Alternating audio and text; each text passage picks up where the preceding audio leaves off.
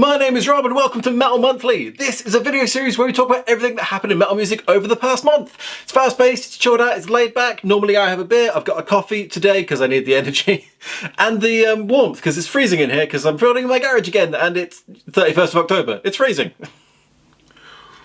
So let's begin, let's get straight into it. What albums came out in October? First off, Of Mice and Men with Tether. So I was really confused listening to this album because it's from Of Mice and Men, but there's nothing about the Depression era or rabbits in it at all. No, this is the 8th studio album from the rock, metal, hardcore, post-hardcore, I don't know, band Of Mice and Men. So this is wonderfully heavy metal music, the bass really goes right through into your bones, but the vocals are so clean and beautiful. It really was really enjoyable music. And there's some electronica in there as well that goes really well with the really heavy metal parts. So the band is generally more metalcore, and this album is definitely moving further away from that. It's going back more to rock music, which I don't mind because I'm not a huge metalcore fan and I really did enjoy the album. There's a more varied and complicated sound here than just metalcore. A lot of the reviews are not a big fan of it. They said that it's a little bit uninspired, a little bit low energy, and a few people on Reddit are saying similar things, but that's from people who are already fans of the band. I was never really a fan of Mice and Men, but I really enjoyed this album. So to all the people who don't like it, to you. Next up, Beartooth with The Surface. So this is the 5th studio album from the post-hardcore, pop-punk, metalcore mess of a band, Beartooth. So this is a confusing album that I'm not convinced I liked, but I'm not convinced I didn't like. So it's either incredibly heavy post-hardcore music, or it's light pop-punk, and either way it's got light pop-punk vocals. Both sounds are very good, but I kind of wonder if I would have enjoyed both sounds like on separate albums. Seriously, the music changes from really heavy metalcore to really light pop-punk at the drop of a hat. So I really enjoyed the album for its very upbeat, bouncy stuff, and then the really heavy breakdowns, both really good, but as I say, I'm not convinced I want both of them on the same album. But either way, I did enjoy the album, the vocals are amazing, and I listened to the entire album, it kept my interest, which for someone with ADHD, that's quite impressive. Next up, Dokken with Heaven Comes Down.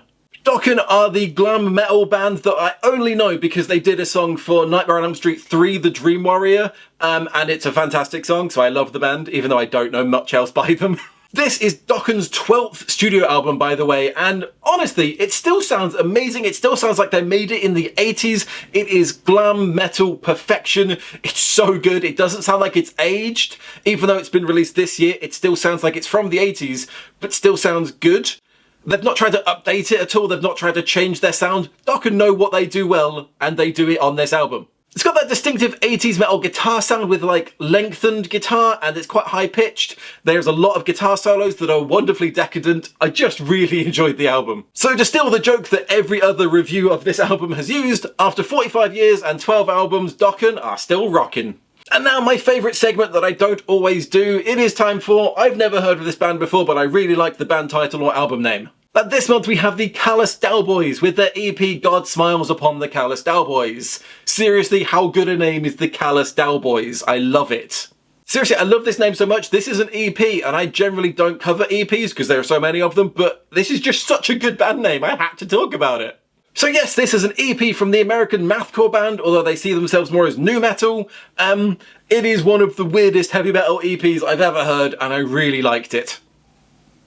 So yes, whatever definition you use for the band, they like their chaos. This is a very erratic mix of really heavy guitar sounds and thumping drums with some slightly rough, very high-pitched, distorted vocals. It sounds really weird, and then suddenly it will change to being very light with focus on the singing, even though it's like talk singing, and it's like whiplash you get from listening to the album, and then suddenly it changes style.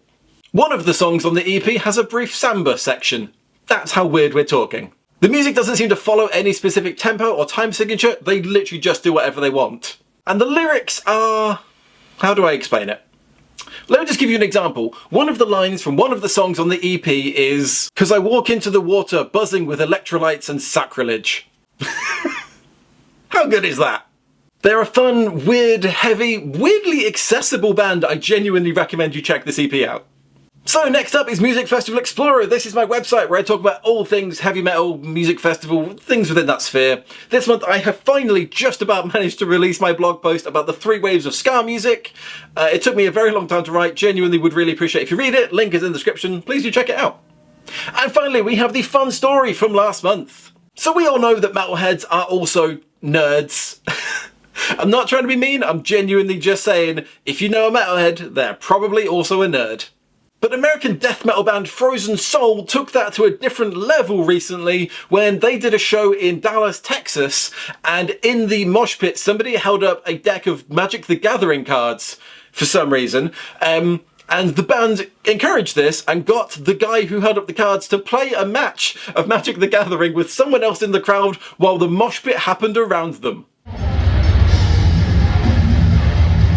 I don't even know how to finish this story, I genuinely just think that that's amazing. And that's everything I have for you this month. Thank you so much for watching if you've got this far. If you've enjoyed the video, please do click like and subscribe wherever those buttons are. It genuinely really helps me out. My name is Rob and I will see you in another video very soon.